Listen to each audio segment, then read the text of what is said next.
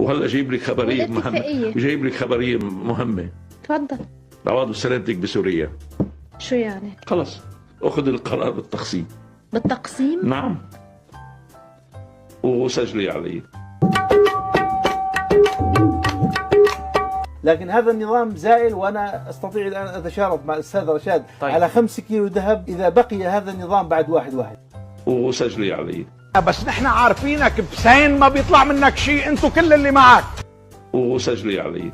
ابلغ اردوغان ما بقى مسمح لك تتطاول على قصد، وقصد خلص ستتسبب بهاي المنطقة. انت إلك حلب وشمال سوريا، خليك هناك. والروس سيأخذون الساحل بعد شوي، سيثور الساحل وسيصل النفوذ السوري ومن معه إلى حمص. وسجلي علي.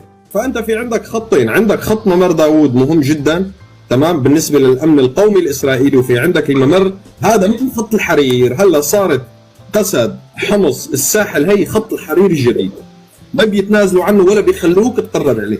وسجلي علي.